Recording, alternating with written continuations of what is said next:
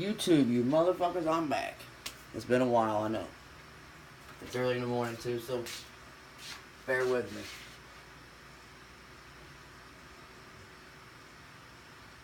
Coffee. Alright. On August 21st, woohoo, the eclipse is going to happen.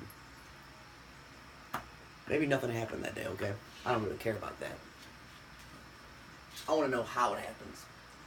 I've wondered this since I was 8 years old. I've always wondered not only how does that happen, but how does and why is what blocks out the moon so much every month to where we only see a full moon for what, 3 days? What does that? Because it sure as fuck ain't the sun. There's no way it's the sun. It can't be the sun because there's no rays coming from behind it. If you notice at night when you look at the sky and you see the moon and the stars, they don't have rays protruding from them. They're not a light source like that. They're more of an illumination source. There's a big difference. It's like an LED compared to a light bulb. One has rays. One's a different kind of bright. One's a white light. One's a warm light. If you know what I mean. Anyway. The sun and the moon rise in the west and settle, or rise in the east and settle in the west on this day during eclipses. It's the only time it happens, supposedly. Now, first off, let me get my hat. My fucking hair is out of control.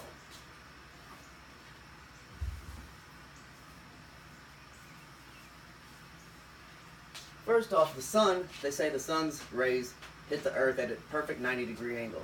No matter what they say, they say it has to, and actually when you study the projection of the earth and the way that computers do their animation, you have to put in a certain equation with the sunbeams always hitting a 90-degree angle on the earth, which means they always come straight and hit. Okay, well how, if this is true, then how come on an eclipse, because I mean the sun's bigger than the moon, duh, okay? Why doesn't these rays just go right over it?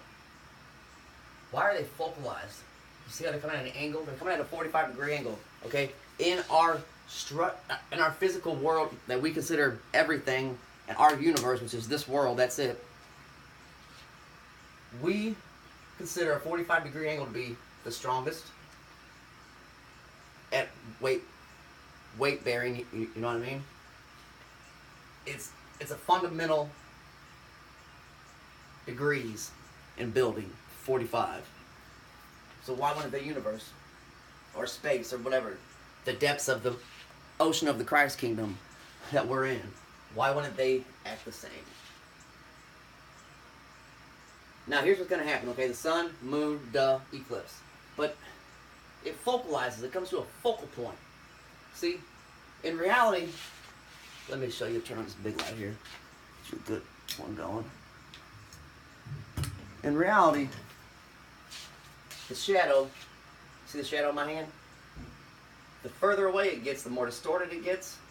So the further away my hand is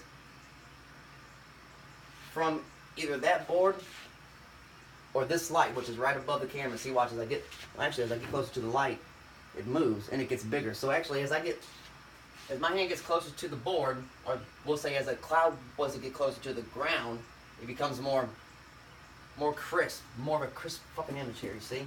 But the one thing it will never be, that shadow can never, ever, ever be smaller than the actual size of the object. See? It can't. The only way it could, no, it just can't, because I have to go through the board. Then you won't be able to see my hand anyway. So why does that focalize it down to a small point like that? Why doesn't it, this is almost as big as, at least that, compared to our Earth, okay? So why doesn't it take up that, why isn't the shadow that big all the way around the Earth? Why does it come to a focal point? Unless the moon is no more than 70 miles in diameter. Because that's how bigger the circle is going to be. That's, once again, I've said it a million times, this is physics 101. This is physics a 3-year-old could come up with. I'm pretty sure I came up with a lot of this stuff when I was a little kid, questioning things.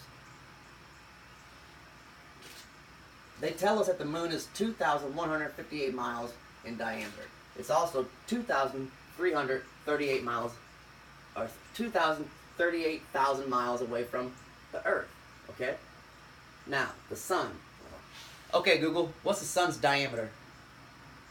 Sun has a diameter of 864,575.9 miles. 864,079.5 miles. 864,000. So that's 600,000 more. That's 600,000 times bigger than the moon. So that is a huge space above and below the moon for them 90-degree rays to shoot out and still hit. Now, how can the moon's shadow be expressed as a focal point or a dot on paper? Like I said, see my shadow? See the pen? The pen's never smaller than it is. See this? Look at that circle. It can never be smaller. It just can't.